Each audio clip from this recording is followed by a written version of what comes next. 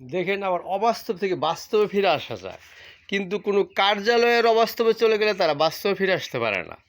কয় যেমন কার্যালয়ের অবাস্তবে তুমি সামনে নাকি সামনে যদি কয় যে না আমার স্বপ্নের ঠিকানার ছবির আমার সিনগুলো আমি ডিলিট করে ফেলামো, আমি বাস্তবে ফিরাইতে চাই, আমি ভালো হইতে চাই, কিন্তু কেউ মানবে? কব যারা এই ছবি নিয়ে যারা ব্যবসা করছে তারা কব যে তুমি ইউটিউব থেকে ডিলিট করতে চাও, তুমি এফডিসি থেকে স্বপ্নের ঠিকানা বিলুপ্ত করতে চাও, আমি ইনকাম করছি, আমাদের ইনকামের টাকা লোকে মানুষ ফিরে চাইবে, সুতরাং এটা সম্ভব না। অবাস্তবে গেলে কার্যালয়ের অবাস্তবে গেলে বাস্তবে ফিরে আসা যায় না, কিন্তু যদি কার্যালয়ে না গিয়া অবাস্তবে মানুষ বাস্তবে ফিরে আসতে পারে। অর্থাৎ কোনো ভালো লোকের ছেলে দেখে খারাপ হয় না, অনেক সময় সিগারেট খায়, মদ গাঁজা খায়, সিগারেট খায় কয় যে আমার বাপে ভালো মানুষ, আমি সিগারেট খাম না রে, সঙ্গ ছেড়ে দিয়ে ভালো হয়ে যায় দেখেন।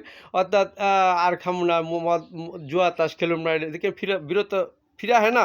আবার অনেকে নামাজ রোজা ছেড়ে দিল, নামাজ ফিরে কয় এখন থেকে নামাজ ছাড়ুম না, রোজা রাখুম, এখন থেকে রোজা রাখুম। আবার অনেকে তো আল্লাহর ভয়ে কাজা নামাজও পড়ে, অর্থাৎ যে শুনছে যে কাজা নামাজের শাস্তি দিব, তখন দেখেন আল্লাহর ভয় ঢুকে গেলে তখন কাজা নামাজ আদায় করে ফেলায়, পরবর্তী কাজা নামাজ আদায় করে ফেলা, আবার রোজার কাপ ফারা আদায় করে দেখেন, ঠিক আছে না?